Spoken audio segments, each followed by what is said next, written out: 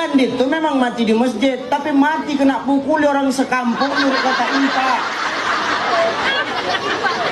Kok kayaknya zolim kali sama Ustadz kalian. Jangan begitu. Hidup sudah siapa yang melayani suaminya ikhlas karena Allah, tanpa suaminya meminta terlebih dahulu di malam Senin, besok malam, maka pahalanya sama, kata Nabi, sama seperti dia membunuh 40 orang Yahudi. Malam Senin, Bu, 40 orang Yahudi mati. Itu satu ronde tuh.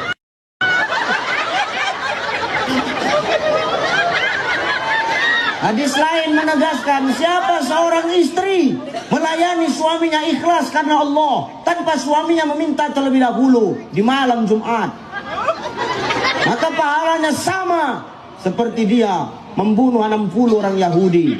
Malam Jumat, Pak, 60 orang Yahudi, satu ronde itu. Ada yang bertanya sama aku, Ustadz, kalau tiap malam satu kampung mati orang Yahudi.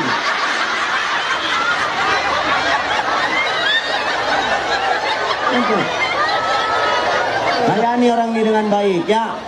Bu, gampang kalau mau masuk surga, layani aja dengan ikhlas. Kita kadang-kadang perempuan ini sepele, Pak. Kenapa Ustadz ini bahas perempuan aja? Karena wali kotanya perempuan. Supaya apa? Walaupun kita sudah menjadi wali kota, di rumah kita ini tetap istri. Gitu loh. Cocok? Ya, Bu, ya. Nah, itu. Jangan awak di luar Ustadz, di rumah awak Ustadz juga salah. Saya di luar Ustadz dipanggil orang, di rumah tetap suami, Pak. Makanya saya paling marah kalau istri saya di rumah panggil saya Ustadz. Kenapa? Kan gak enak awak. Malam Jumat, tahu-tahu dia bilang, udah Ustadz, kan gak enak.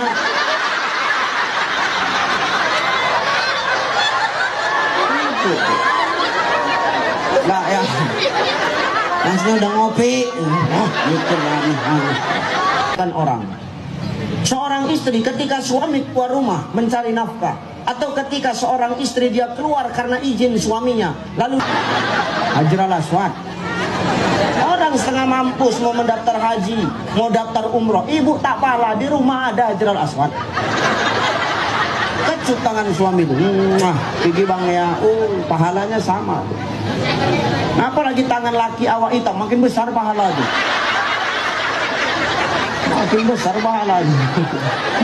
Maka tuh ya, sepele tapi jarang dilakuin ya, Bu. Mulai sekarang lakuin. Alah Ustadz, udah tua. Yang tua tuh yang sedap. Agak-agak buk tanah dia sedikit. Maka istri saya kalau saya udah pergi ceramah tuh, saya tenang aja, kasih kode aja. Umi, iya Pak, Hajar al-Aswad. Tuh amalin ya.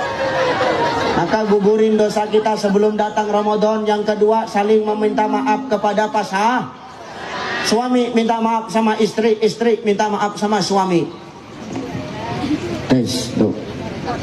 Saya di Indosiar tak pernah ganti mikrofon selama 2 jam ceramah. Serius kan? Di Indosiar saya tidak pernah ganti mikrofon selama 2 jam berceramah. Dan 2 jam saya syuting itu 10 juta. 2 jam syuting 10 juta. Maka saya ceramah 2 kali ganti mic. Kalian pikir karena itu dah.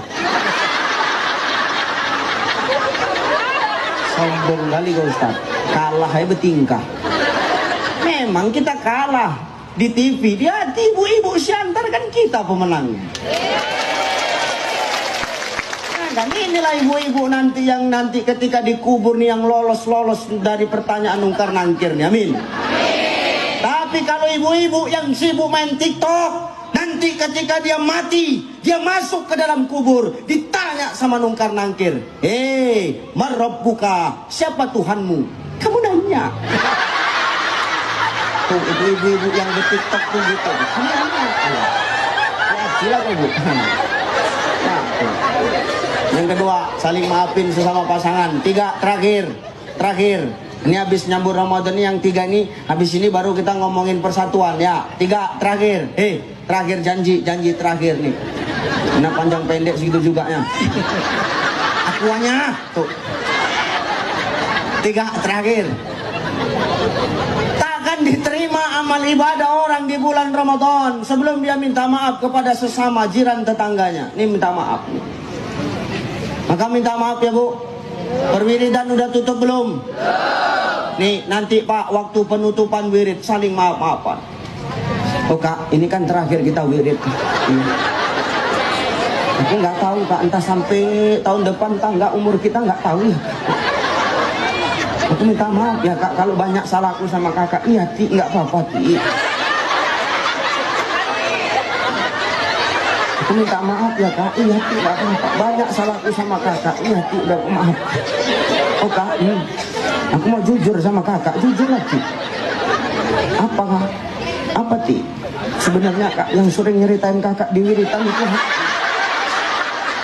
sering ku bilang sama orang itu, waktunya makan cepat, bayar uang kas payah.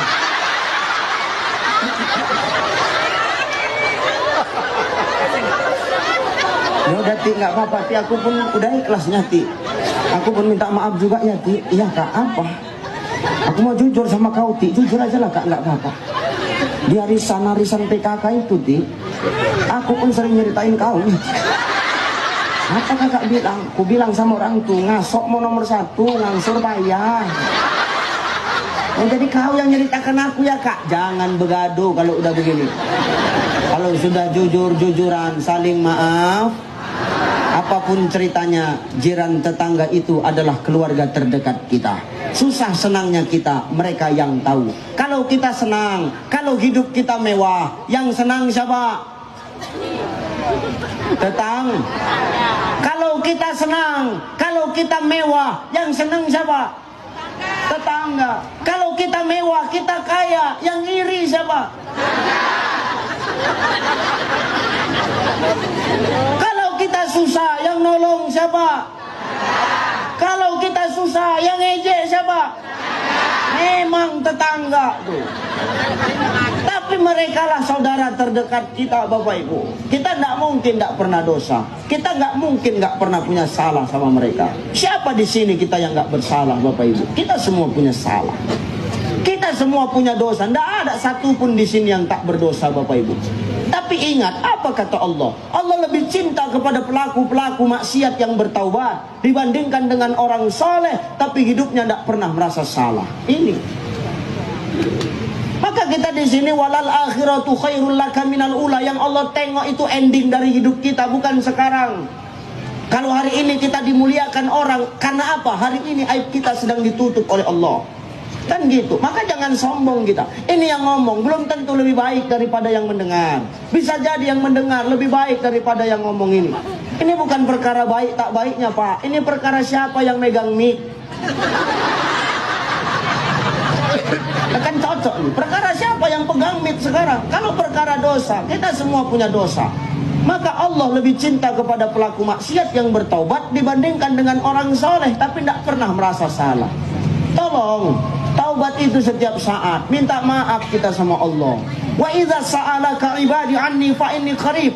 Bukankah Allah sudah ngomong, ya Muhammad, andai kata ada yang bertanya kepadamu tentang aku, katakan anni fa inni qarib. Aku dekat, minta sama aku maka akan kukabulkan doa-doa. Kita tidak ada di sini nggak berdosa. Kita semua berdosa. Jangan sombong dengan status kita hari ini, karena hari ini Allah sedang tutup aib kita. Dan jangan pernah menilai seseorang dengan penilaian mata kepala manusia. Tapi penilaian yang terbaik itu hanya datang dari Allah Subhanahu Wa Taala. Tapi dia pelacur Ustaz, tapi dia pemabuk Ustaz, tapi dia penjudi Ustaz, pasti dia nanti matinya masuk neraka. Belum tentu. Maka kalau saya tanya Bapak Ibu, kan ada istilah, mana lebih baik? Jadi mantan orang jahat atau mantan orang baik? Mantan orang jahat Pak. Mana lebih bagus? Ustadz jadi bandit atau bandit jadi ustadz? Tuh, bandit jadi ustadz. Mana lebih baik? Ustadz mati di hotel atau bandit mati di masjid? Bandit mati di masjid. Oke, saya terima jawaban kalian. Pak polisi olah TKP, memang Ustadz tuh mati di hotel, tapi mati dalam keadaan bersujud ketika sholat qiyamul lail. Bandit tuh memang mati di masjid, tapi mati kena pukul orang sekampung di kota Impa. kok kayaknya zolim kali sama Ustadz Pion. Jangan begitu. Maka dalam menyambut Ramadan nih kita banyak-banyak bertaubat. 3 hal tadi. Minta maaf sama mak ayah kalau masih hidup, sudah meninggal.